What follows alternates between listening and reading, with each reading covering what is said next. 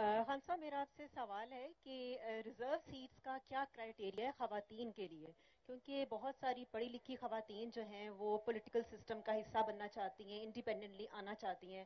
تو کیا آپ اس کے لیے جن خواتین نے پیپرز جمع کروائے ہیں ان کے انٹرویوز کریں گے؟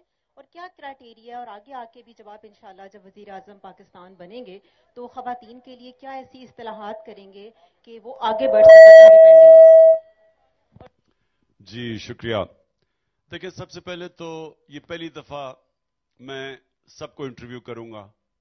اس سے پہلے میں نے کبھی انٹرویوز نہیں کیا ہے، تو مجھے پورا وقت تو نہیں ملا، لیکن میں نے تقریباً 1000 کینڈیڈیٹس کا انٹرویو کیا، لیکن وہ مجھے ٹائم نہیں ملا باقیوں کا کرنے کا. چاہتا تو میں سب کا انٹرویو کرنا ہے. اب خواتین کا میں انٹرویو خود کروں گا، اور میں آپ کو بھی بتا دوں کیا کیا کرائیٹیرین ہوگا.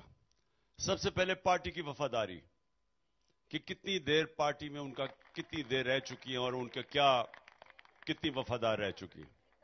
دوسری چیز کہ کیا وہ اسمبلی کے اندر جا کے کنٹریبیوٹ کریں گی، کیونکہ اسمبلی جو ہوتی ہے جو پروونشل یا نیشنل اسمبلی، اس کے اندر بھی یہ نہیں ہو سکتا کہ آپ ایم پی بن جائیں لیکن آپ کی کوئی کنٹریبیوشن ہی نہیں ہے اسمبلی میں.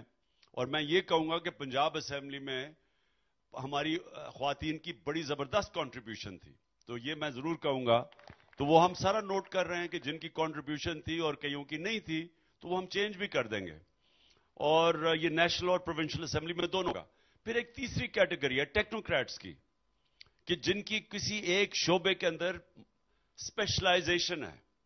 تو کیونکہ وہ بڑا ضروری ہوتا ہے اسمبلی کے اندر، جتنی بھی آپ کے پاس ایریا اسپیشلسٹ اگر کوئی ہیں تو ان کو ضرور لانا چاہیے، کیونکہ پھر وہ بڑا کنٹریبیوٹ کر سکتی ہیں. اسمبلی میں نہیں، ان کو ہم